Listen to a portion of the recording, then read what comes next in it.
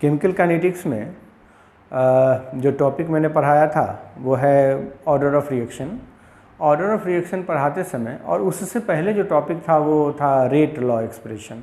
Rate law expression लिखने में मैंने वो एक हमेशा आपको डाउट हो रहा होगा, जैसे कि सौरभ डाउट में था कि ये लॉ ऑफ मास एक्शन के बेसिस पर जो हम रेट लॉ लिखे हैं वो सही है या एक्सपेरिमेंटल डाटा के बेसिस पर लिखें वो सही है। तो आपको उसमें डाउट नहीं होना चाहिए। हम लोग जो एक्सपेरिमेंटल डाटा पर रेट लॉ एक्सप्रेशन लिखते हैं वो रेट लॉ एक्सप्रेशन सही है और उसी का यूज करना है।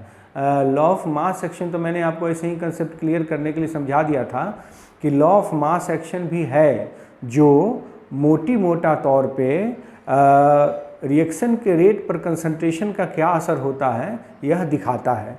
वो एकदम एक्यूरेट एक्सप्लेनेशन नहीं है। एक्यूरेट एक्सप्लेनेशन केवल और केवल एक्सपेरिमेंटल डाटा से ही दिया जा सकता है। और उसमें रेट लॉ एक्सप्रेशन में मैंने एक गलती कर दी थी, उसको सुधारना चाहते हैं। अब बैक में जाके सुधारने का मतलब सारा वीडियो मिटाकर एडिट करना, तो वो नहीं करेंगे। हम उस गलती को इसमें एक बार देख लेते हैं कि गलती क्या थी। आज डेट है 28, तो गलती थी रेट लॉ एक्सप्रेशन। जब हम आपको पढ़ा रहे थे रेट लॉ एक्सप्रेशन, उस रेट लॉ एक्सप्रेशन में मैंने एक मिस्टेक से लिख दिया था कि यहाँ बात कर रहे थे डिकम्पोजिशन ऑफ अमोनिया की। डिकम्पोजिशन ऑफ अमोनिया,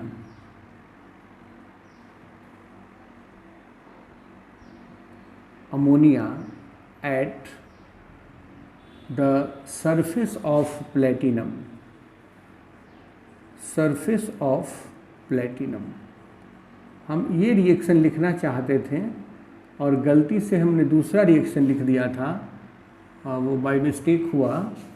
और वो रिएक्शन था 2NH3 gas, this will give us N2 gas plus 3H2 gas, और वो रिएक्शन होता है प्लेटिनम के सरफेस पे। प्लेटिनम के सरफेस पे रिएक्शन होता है। और इसके लिए रेट जो लिखा था मैंने, रेट सही लिखा था, इस रिएक्शन के लिए लिखा था Ka into concentration of NH3 to the power 1 by 1 plus Kb into concentration of NH3। ये रिएक्शन था, उसको आप ऐसे समझेंगे, आप अपने कॉपी में इसको ऐसे लिखेंगे। और हम जब रेट एक लॉ एक्सप्रेशन पढ़ा ही रहे हैं तो एक दो रिएक्शन और हम इसमें ऐड कर देना चाहते हैं। एस्टरिफिकेशन रिएक्शन, एस्टरिफिकेशन रिएक्शन बचपन से ही आप इसका नाम सुनते आ रहे हैं, ईस्टर का फॉर्मेशन। एस्टरिफिकेशन का मतलब होता है formation of Easter, formation of Easter from the acid and alcohol. Esterification reaction कहलाता है। इसका जस्ट उल्टा reverse of this is hydrolysis of Easter, hydrolysis of Easter. और इस रिएक्शन के में मैंने कहा था कि ये रिएक्शन पढ़ा भी चुके हैं आपको, CH3 COO C2H5, ये ईस्टर है और इसका हम हाइड्रोलिसिस करना चाहते हैं H2O के प्रेजेंस में। और ये रिएक्शन H+ कैटेलाइज्ड है, एसिड के प्रेजेंस में ये रिएक्शन होता है। यहाँ एसिड कैटलिस्ट है तो रिएक्शन होता है और CH3 COOH बनाता है प्लस C2H5OH बनाता है। और इसके लिए मैंने रेट लिखा था, ध्यान दीजिएगा, रेट लिखा था K into concentration of CH3 COO C2H5, ये आपको ध्यान होना चाहिए, into concentration of H2O to the power 0। इस रिएक्शन का ऑर्डर जो है वो 1 है, लेकिन लगता है कि ऑर्डर 2 होना चाहिए। इसको स्यूडो ऑर्डर रिएक्शन कहा जाता है, ये हम लोग बाद में इसको देखेंगे भी। इसको स्यूडो ऑर्डर रिएक्शन कहते हैं, स्यूडो ऑर्डर रिएक्शन। लेकिन अगर यही हाइड्रोलिसिस बेस के प्रेजेंस में हो, hydrolysis in the presence of base, hydrolysis in the presence of base, अगर बेस के प्रेजेंस में हाइड्रोलिसिस हो, जैसे CH3 COO C2H5 plus H2O in the presence of base sodium hydroxide, तो बनाएगा CH3 COONA प्लस C2H5OH, ये बनाएगा, ठीक बात है। इसके लिए जो रेट होता है वो ध्यान दीजिएगा, रेट होगा K into concentration of CH3 COO C2H5 into concentration of NaOH। हमेशा इस बात को ध्यान में रखना है, ये बेसिक मीडियम में अगर हाइड्रोलिसिस होगा तो रेट ये होगा, एसिडिक मीडियम में होगा तो रेट ये होगा, इसमें कोई डाउट नहीं होना चाहिए। ऐसे रेट लॉ वैरी करता है। कुछ और भी बातें कर लेते हैं, जैसे एक रिएक्शन है CH3O CH3, इसका रिएक्शन कराते हैं I2 से, तो CH3O CH2I प्लस HI बनेगा, ये प्रोडक्ट बनेगा। इसके लिए रेट कहता है K into concentration of CH3O CH3 into concentration of I2, ये रेट लॉ एक्सप्रेशन है। ठीक वैसे ही सिमिलरली एक रिएक्शन है ClO minus plus I minus, base के प्रेजेंस में रिएक्शन होता है तो बनाता है Cl minus plus IO minus, और इसका रेट तो और थोड़ा अजीबो गरीब है, ये होता है K into concentration of ClO minus into concentration of I minus by concentration of OH minus. तो मैंने आपको कहा था कि हम अंदाज़ा भी नहीं लगा सकते हैं किसी भी रिएक्शन के रेट लॉ के लिए कि वो रेट लॉ क्या होगा। ये टोटल का टोटल एक्सपेरिमेंटल फैक्ट है, और हम किसी भी रिएक्शन के स्टोइचियोमेट्रिक कोफिशिएंट को देखकर ये अंदाज़ा कतई नहीं लगा सकते हैं कि उसका ऑर्डर क्या होगा। तो इसलिए हम लोगों को इसके बारे में कोई जानकारी नहीं मिलेगी, हम अंदाज़ा नहीं लगा सकते हैं। तो हम कहेंगे concludedly we can say that rate law expression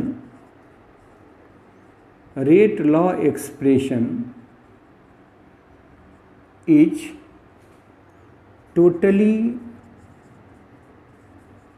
an experimental fact, यह टोटली एक्सपेरिमेंटल फैक्ट है,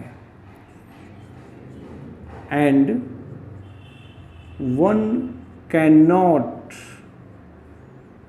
gate any information about it from stoichiometric coefficient. Stoichiometric coefficient से हमको कोई इन्फॉर्मेशन नहीं मिलेगा। एकदम से ये बात गांठ पा देना, यही बात होती है। ये है रेट लॉ एक्सप्रेशन। मैंने एक सुधारना चाहा था और उसमें कुछ ऐड कर दिया। लेकिन हम लोगों का टॉपिक ये नहीं है, हम लोगों का टॉपिक है ऑर्डर ऑफ रिएक्शन। हम लोग उस टॉपिक पर वापस चलें, ऑर्डर ऑफ रिएक्शन पे हम लोग वापस आते हैं।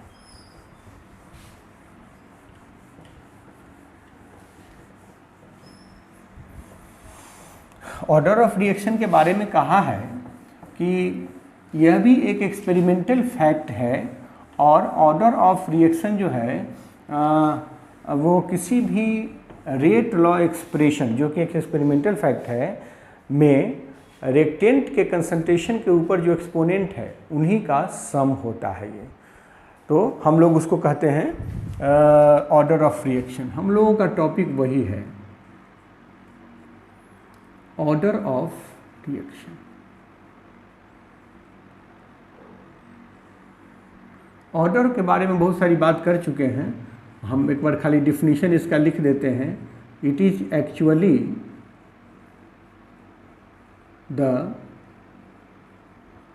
सम of the exponents, sum of the exponents present at the concentration of reactants,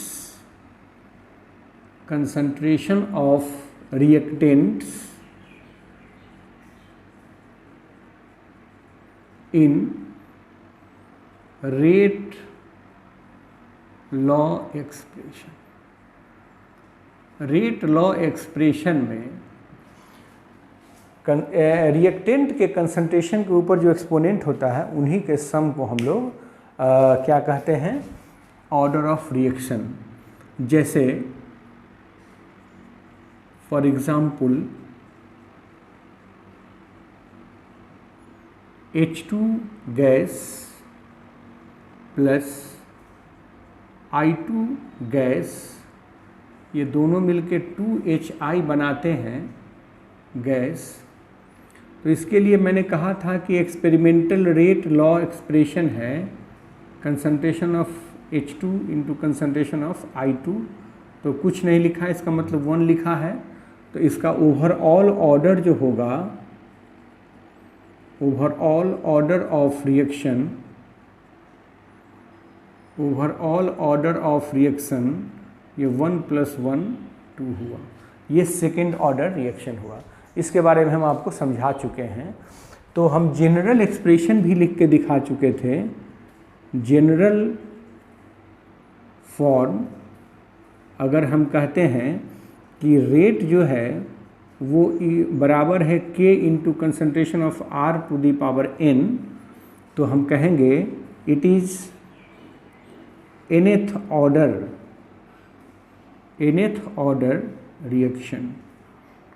reaction with respect to reactant R, उसके रिस्पेक्ट में इसका ऑर्डर जो है वो n है। तो ऑर्डर के बारे में मैंने कहा था, ऑर्डर में बी निगेटिव, पॉजिटिव, फ्रैक्शनल और ज़ीरो, कुछ भी हो सकता है वैल्यू। ऑर्डर का वैल्यू कुछ भी हो सकता है। मैंने बहुत सारे रेट लॉ एक्सप्रेशंस की मदद से आपको ये दिखा दिया है। आप जब पलटेंगे या पिछला लेक्चर देखेंगे तो वहाँ बहुत सारा रेट लॉ एक्सप्रेशंस मैंने दिखाया था, और उन रेट लॉ एक्सप्रेशंस के बेसिस पर हम ये कंक्लूज़न आपके सामने रख रहे हैं। यूनिट ऑफ रेट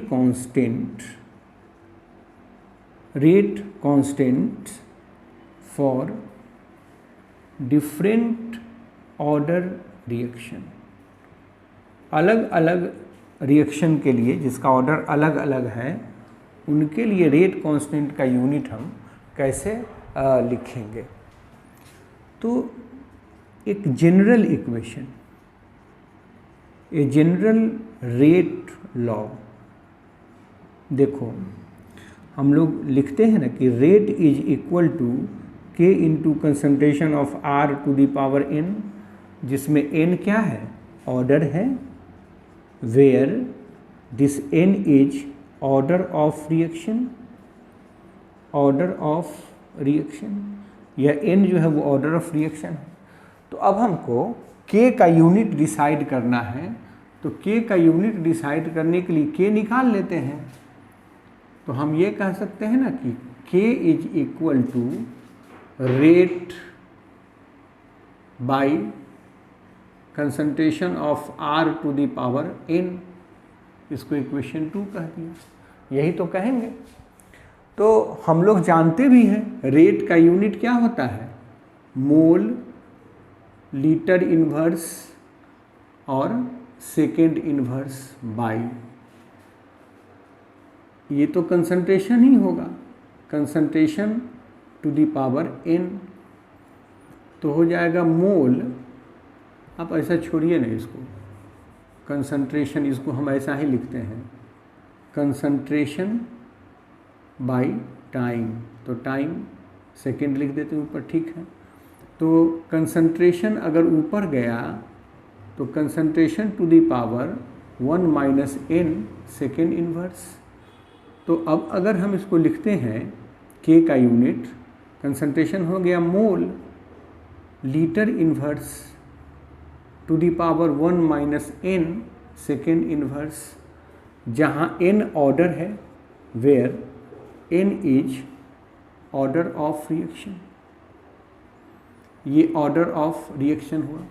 तो अब हम इसमें एन का वैल्यू बदलते जाएंगे। एन का वैल्यू अगर 0 रखते हैं तो वो 0 ऑर्डर रिएक्शन हुआ, एन का वैल्यू 1 रखते हैं तो फर्स्ट ऑर्डर रिएक्शन हुआ, एन का वैल्यू 2 रखते हैं तो सेकेंड ऑर्डर रिएक्शन हुआ। तो अलग अलग वैल्यू के लिए रेट कांस्टेंट का यूनिट क्या होगा हम अभी तुरंत कैलकुलेट कर सकते हैं। तो फॉर 0 ऐसा करते हैं ना, तो एन का वैल्यू लिखते हैं, order of reaction, order of reaction और यूनिट ऑफ के मतलब रेट कांस्टेंट के। एन का वैल्यू अगर 0 रखते हो तो ये 0 ऑर्डर रिएक्शन हुआ, 0 ऑर्डर रिएक्शन, और अगर 0 रखोगे तो मोल, लीटर इन्वर्स, सेकेंड इन्वर्स, यही होगा यूनिट। अगर हम एन का वैल्यू 1 डालते हैं तो ये फर्स्ट ऑर्डर रिएक्शन होगा, फर्स्ट ऑर्डर रिएक्शन, और तब एन का वैल्यू 1 डालोगे तो 1 माइनस 1 0 करके, तो एनीथिंग पावर 0 इक्वल टू 1, तो सेकेंड इन्वर्स। अगर एन का वैल्यू 2 डालोगे तो सेकेंड ऑर्डर रिएक्शन हुआ, सेकेंड ऑर्डर रिएक्शन हुआ, और तब 1 माइनस 2 तो माइनस 1, तो हो जाएगा मोल इन्वर्स लीटर सेकेंड इन्वर्स, मोल इन्वर्स लीटर सेकेंड इन्वर्स। वैसे ही अगर 3 डालते हो तो third order reaction, third order reaction, और तब होगा मोल -2 लीटर स्क्वायर सेकेंड इन्वर्स। तो ऐसे हम लोग आप देख लीजिए कि हम अगर रेट कांस्टेंट का यूनिट देखें तो उससे हमको ऑर्डर का पता चल जाता है। एक ख़ास बात है, पूछता भी है कि ऐसा कौन सा रिएक्शन है जिसके रेट कांस्टेंट का unit rate of the reaction के यूनिट के बराबर होता है, तो वो 0 ऑर्डर रिएक्शन है। तो देख लो ना, for 0 order reaction, 0 order reaction unit of rate constant, rate constant का जो यूनिट होता है ये होता है unit of rate of the reaction, rate of the reaction.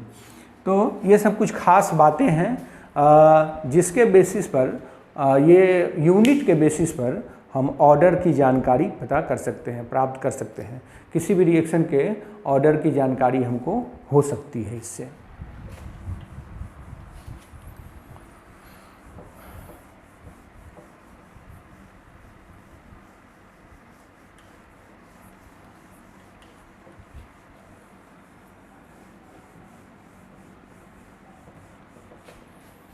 तो एक बार और समझ लीजिए, इसका मतलब ये है, हम इसको लिख सकते हैं स्टार देकर कि from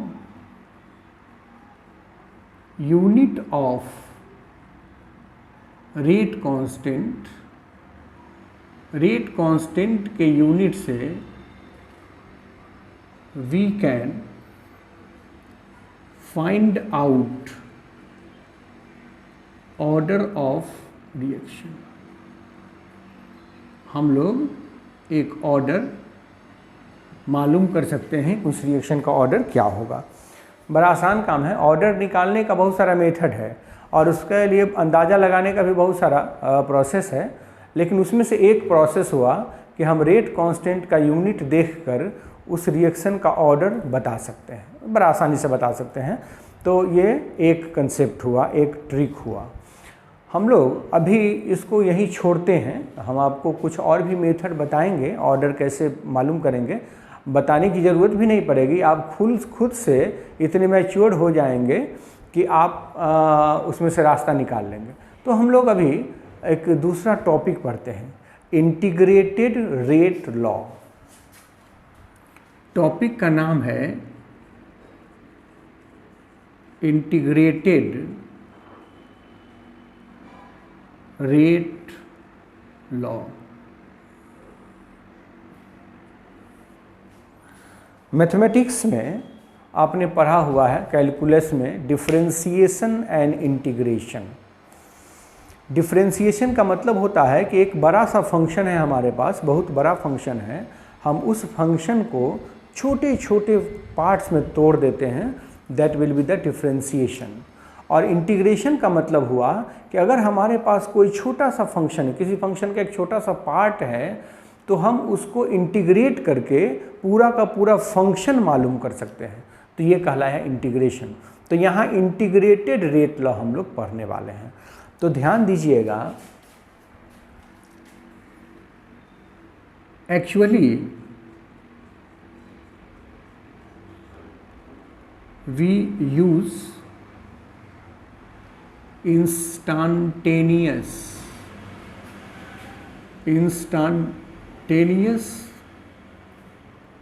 rate of the reaction. आपको बता चुका हूँ, चूँकि इंस्टांटेनियस रेट ऑफ रिएक्शन ज़्यादा इन्फॉर्मेटिव होता है, इसलिए हम लोग जनरली इनवेरिएबली इंस्टांटेनियस रेट का ही यूज़ करते हैं।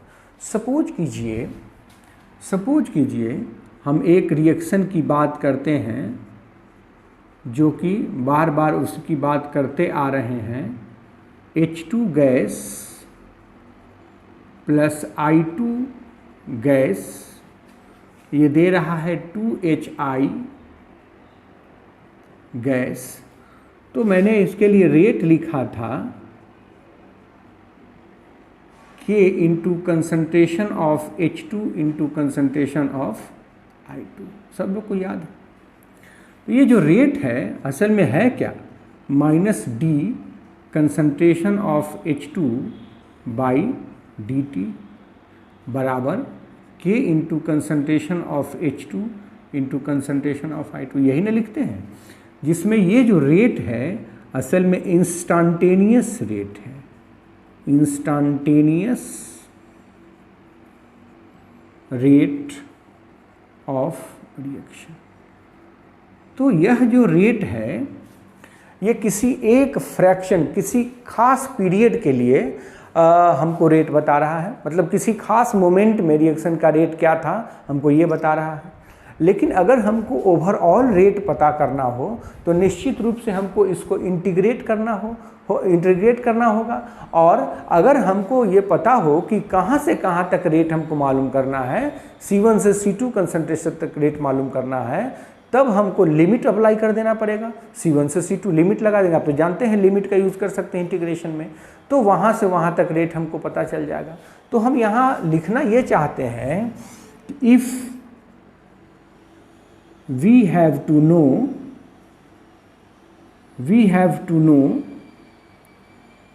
the overall order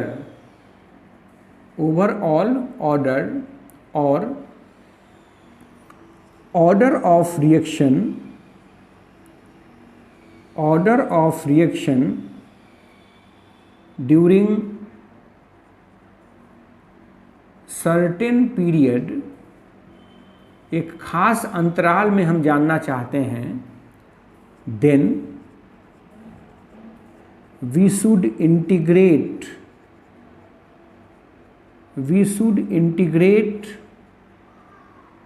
the rate of reaction. उस rate of reaction को इंटीग्रेट करना होगा, and hence and then it will be integrated rate law. तो बात समझ में आ गई होगी कि इंटीग्रेटेड रेट लॉ पढ़ने की ज़रूरत क्यों है, क्योंकि यह जो रेट लॉ है, ये जो हमने रेट लिखा, ये इंस्टेंटेनियस रेट कहलाता है। और यह इंस्टेंटेनियस रेट किसी खास मोमेंट में रिएक्शन का रेट क्या है ये बता रहा है। अगर हमको मालूम करना हो कि C1 से C2 कंसंट्रेशन होते समय इस बीच में रिएक्शन का रेट क्या था, तो हमको यहाँ पर इस इक्वेशन को इंटीग्रेट करना होगा with in the limit C1 to C2। तो हमको जो रेट लॉ मिलेगा, जो इक्वेशन मिलेगा, वो इंटीग्रेटेड हुआ, इसलिए उसका नाम पड़ गया इंटीग्रेटेड रेट लॉ। और उसकी ज़रूरत क्यों है? क्योंकि हम अपने हिसाब से रिएक्शन का रेट मालूम करना चाहते हैं कि किसी खास मोमेंट में, किसी खास टाइम इंटरवल में रिएक्शन का रेट क्या था, तो उसके लिए हमको इंटीग्रेशन का इस्तेमाल करना पड़ेगा और उसको इंटीग्रेट करना पड़ेगा। तो इंटीग्रेट करेंगे, सब लोग इंटीग्रेशन समझते हैं, कैलकुलस इतना तो ज़रूर पढ़ा होगा अभी तक कि इंटीग्रेशन समझ में आ रहा होगा। हम थोड़ा सा कंसेप्ट इस्तेमाल करेंगे उस इंटीग्रेशन का। तो इंटीग्रेटेड रेट लॉ क्या है और उसकी ज़रूरत क्यों है, मैंने आपको समझा दिया है। इंटीग्रेटेड रेट लॉ से हमको बहुत सारी जानकारी मिलेगी। For different order reactions, the integrated rate law, ये जो इंटीग्रेटेड रेट लॉ है, rate law is different reactions के लिए ये इंटीग्रेटेड रेट लॉ डिफरेंट होता है। तो हम बारी बारी से खरामा खरामा एक अलग अलग रिएक्शन के लिए इंटीग्रेटेड रेट लॉ पढ़ते हैं, और उसी में यही टॉपिक है इस चैप्टर के फर्स्ट हाफ का सबसे इम्पॉर्टेंट टॉपिक। इस चैप्टर के पहला आधा पार्ट जो है वो इसके बाद समाप्त हो जाएगा। उसके बाद हम लोग टेम्परेचर में, इफेक्ट ऑफ टेम्परेचर में जाएंगे, तो वहाँ कुछ बातें आएंगी नहीं, तो वो हम लोग वहाँ देखेंगे। अभी हम लोग पढ़ते हैं integrated rate law, integrated rate law for zero order reaction. Zero order reaction के लिए हम इंटीग्रेटेड रेट लॉ पढ़ना चाहते हैं। अब थोड़ा सा मैथमेटिकल हो जाएंगे हम लोग। Integrated rate law for zero order reaction. Suppose करो एक ज़ीरो ऑर्डर रिएक्शन, तो ज़ीरो ऑर्डर रिएक्शन का डेफिनेशन होगा कि एक ऐसा रिएक्शन जिसका रेट रिएक्टेंट के जीरोथ पावर के डायरेक्टली प्रोपोर्शनल होता है। एक रिएक्टेंट है, इससे हमको मिला है प्रोडक्ट, तो कहेंगे कि since it is zero order reaction, it is zero order reaction, so rate of this reaction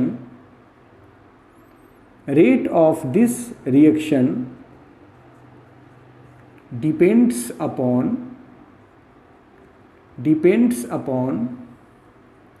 the zeroth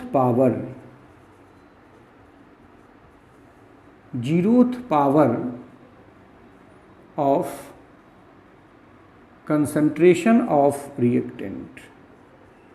reactant के कंसंट्रेशन के 0th पावर के डायरेक्टली प्रोपोर्शनल होगा, डिपेंड करना डायरेक्टली प्रोपोर्शनल होगा। तो यहाँ पर कहता है rate minus D concentration of R by D T, आप समझ गए होंगे ये डायरेक्टली प्रोपोर्शनल होगा आर टू दी पावर 0, क्योंकि यह 0 ऑर्डर रिएक्शन है। तो 0 ऑर्डर रिएक्शन में यही होगा। अब अगर हम प्रोपोर्शनलिटी के साइन को हटाना चाहते हैं तो minus D concentration of R by D T बराबर हो जाएगा K into concentration of R to the power 0, equation 2, where this K is rate constant, इसको हम लोग रेट कांस्टेंट कहते हैं। तो देखिए इसमें हम इसको ऐसे लिखते हैं, D concentration of R by D T बराबर के इंटू 1। क्यों? क्योंकि किसी भी चीज़ पर पावर 0 देंगे तो वो 1 हो जाएगा, तो k इंटू 1। तो इसको थोड़ा सा मैनिपुलेट कर सकते हैं, minus D concentration of R is equal to K D T, equation 4। ये हमको इक्वेशन मिल गया 4। अब इस इक्वेशन 4 को हम इंटीग्रेट कर देंगे। इंटीग्रेशन जानते हैं आप लोग 2 तरह का होता है, एक डेफिनिट इंटीग्रेशन और एक इनडेफिनिट इंटीग्रेशन। डेफिनिट इंटीग्रेशन में लिमिट ले लेते हैं, 2 लिमिट, एक लोअर लिमिट और एक अपर लिमिट, और इनडेफिनिट इंटीग्रेशन में कोई लिमिट नहीं लेते हैं, और अगर लिमिट नहीं लेंगे तो वहाँ एक इंटीग्रेशन कांस्टेंट जोड़ना होता है और फिर इंटीग्रेशन को सॉल्व करेंगे। तो जो भी आप करना चाहें कोई मतलब नहीं है, हम केवल इंटीग्रेट करना चाहते हैं। ऑन इंटीग्रेटिंग इक्वेशन 4, तो अगर इंटीग्रेट करेंगे minus D concentration of R बराबर के तो बाहर आ जाएगा डी टी, यही तो लिखना होगा। के को बाहर इसलिए किया क्योंकि के कांस्टेंट है।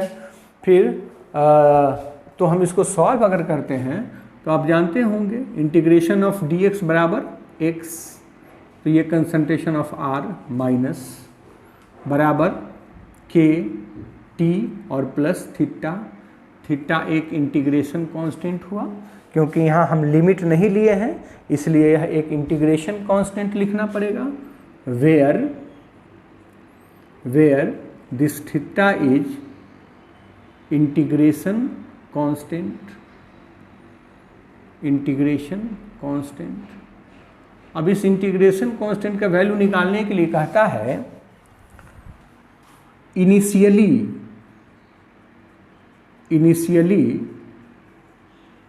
when reaction does not start, जब रिएक्शन स्टार्ट नहीं होता है, नहीं हुआ था जिस समय, तो टाइम क्या था? 0 था। उस समय तो टाइम बीता ही नहीं था, तो टाइम 0 हो गया। और रिएक्टेंट का जो कंसंट्रेशन था वो इनिशियल कंसंट्रेशन था, इसको हम लोग इनिशियल कंसंट्रेशन कहते हैं, क्योंकि जो हम कंसंट्रेशन जो रिएक्टेंट लिए थे वही था, उसमें थोड़ा भी घटा नहीं था, तो हम कहेंगे कि वो इनिशियल कंसंट्रेशन था। तो उस केस में नाउ ये जो इक्वेशन 5 है, इक्वेशन 5, तो minus concentration of R naught हो जाएगा, आर के जगह पर बराबर के इंटू 0, टी के जगह पर 0 और प्लस थीटा। तो इसका मतलब ये हुआ कि थीटा बराबर माइनस आर नॉट हो गया। इसको इक्वेशन 6 कह दीजिए। Now putting the value of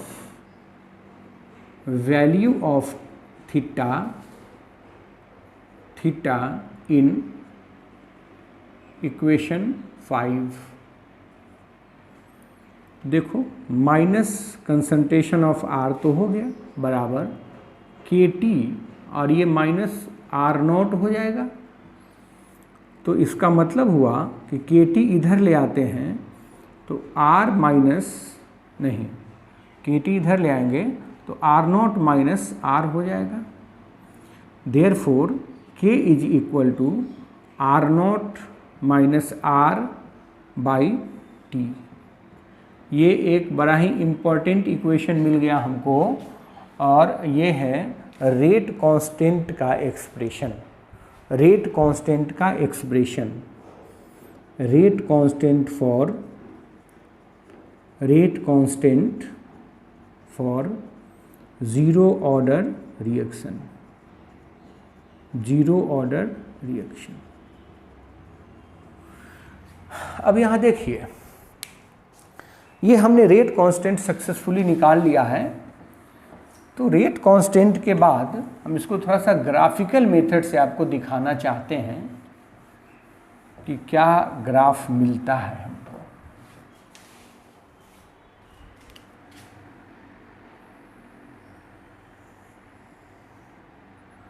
equation 5 की बात करते हैं। इक्वेशन 5 की बात करने से ज़्यादा बढ़िया है हम इक्वेशन इसकी बात करते हैं। इसको इक्वेशन 6 ही कहिए ना, इसको इक्वेशन 6 कहिए, इसको छोड़ दीजिए। तो हम इक्वेशन 6 की बात करते हैं। फ्रॉम इक्वेशन 6 हम इक्वेशन 6 की बात करते हैं। Minus R minus concentration of R बराबर K T minus concentration of R naught, यही तो था। तो इस माइनस को अगर हटा दें हम तो concentration of R is equal to minus k t plus concentration of R naught, यही तो होगा। देखो तो y बराबर एम एक्स प्लस सी, यह एक स्ट्रेट लाइन का इक्वेशन हो गया। This is the equation of straight line, this is the equation of straight line. तो अगर हम प्लॉट करना चाहें, किसको किसको प्लॉट करेंगे? एक्स एक्सिस पर टाइम लेना है, वाई एक्सिस पर रिएक्टेंट का कंसंट्रेशन लेना है, तो निगेटिव स्लोप वाला ग्राफ हमको मिलेगा, है ना, के टी, ठीक। तो माइनस ये ग्राफ हमको मिलेगा। तो ये हुआ जीरो ऑर्डर रिएक्शन के लिए ग्राफ।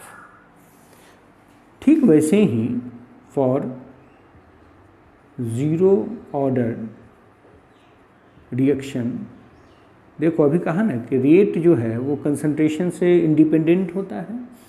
तो इस पर अगर आप रेट ले लेते हो और इस पर हम रिएक्टेंट का कंसंट्रेशन लेते हैं तो रेट तो बढ़ेगा लेकिन कंसंट्रेशन कांस्टेंट रहे, यही बात है। देखो ना, कंसंट्रेशन कांस्टेंट है लेकिन रेट बढ़ रहा है, तो ये कहलाता है रेट बढ़ेगा। रेट जो है कंसंट्रेशन पे डिपेंड नहीं करता है। कंसंट्रेशन चाहे जितना भी बढ़ाइए रेट कांस्टेंट रहेगा, कंसंट्रेशन नहीं। ये गलत हो गया, ये ऐसे नहीं होगा। रेट कंसंट्रेशन चाहे कितना भी बढ़ाओ रेट कांस्टेंट रहेगा। तो ये हुआ जीरो ऑर्डर रिएक्शन के लिए ग्राफ। तो अब हम लोग इसको, इस ये जो रेट लॉ एक्सप्रेशन हमको मिला रेट कांस्टेंट के लिए, हम लोग उसको थोड़ा सा आगे बढ़ाते हैं, यहीं से आगे बढ़ते हैं। बड़ा इंपॉर्टेंट इक्वेशन है ये।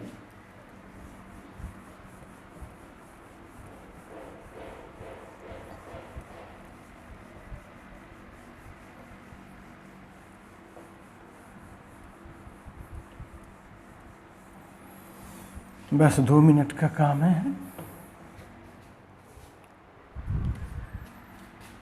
Half life period, half life period,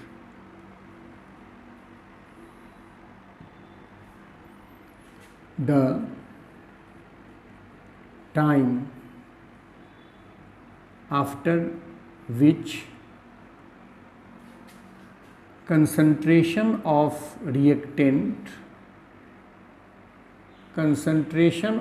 reactant remains half of the initial concentration. Initial concentration is known as half life period, उसको हम लोग हाफ लाइफ पीरियड कहते हैं। वो टाइम पीरियड, वो टाइम इंटरवल जिसके बाद रिएक्टेंट का फाइनल कंसंट्रेशन इनिशियल कंसंट्रेशन का आधा रह जाए, वो हाफ लाइफ पीरियड कहलाता है। इट इज़ डिनोटेड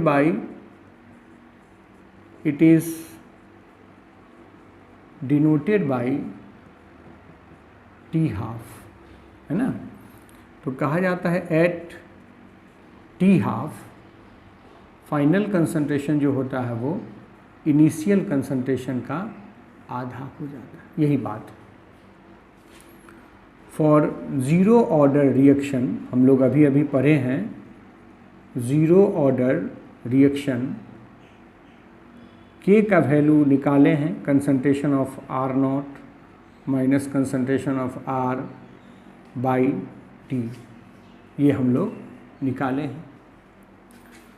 तो इसमें से हम टी बाहर निकाल लेना चाहते हैं, तो concentration of R naught minus concentration of R by K हो जाएगा। एट टी हाफ, अगर टी हाफ लेते हो तो कंसंट्रेशन ऑफ आर जो होगा वो आर नॉट का आधा हो जाएगा। तो नाउ ये टी हाफ कर दो तो ये हो जाएगा आर नॉट का, तो आर नॉट रहने देंगे minus R naught by two, R के जगह पर बाई के, तो ये हो जाएगा R naught by two K T half. तो इससे हमको एक बात समझ में आ गई कि जीरो ऑर्डर रिएक्शन के लिए जो हाफ लाइफ पीरियड होता है वो इनिशियल कंसंट्रेशन के डायरेक्टली प्रोपोर्शनल होता है। जितना ज़्यादा आप अमाउंट लेंगे जीरो ऑर्डर रिएक्शन के लिए, हाफ लाइफ उसका उतना ही ज़्यादा होगा। जितना ज़्यादा अमाउंट लेंगे हाफ लाइफ उतना ही ज़्यादा होगा। तो हम ये कह सकते हैं कि for zero order reaction, for zero order reaction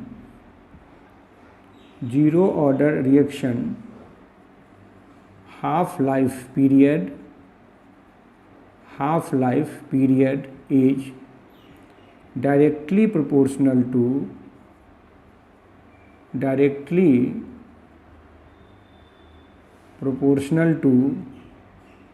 the initial concentration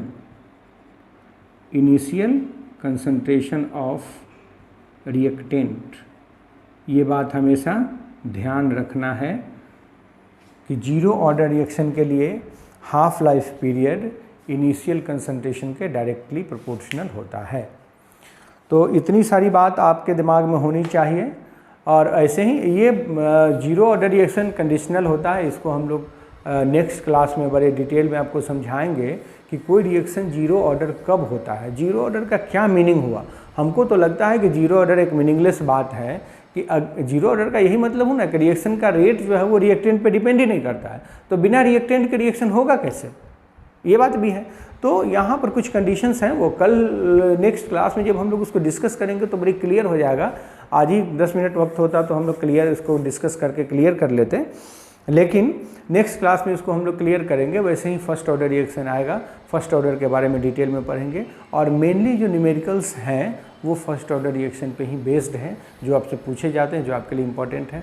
तो नेक्स्ट क्लास में हम लोग इसको और अच्छे से टेकअप करेंगे।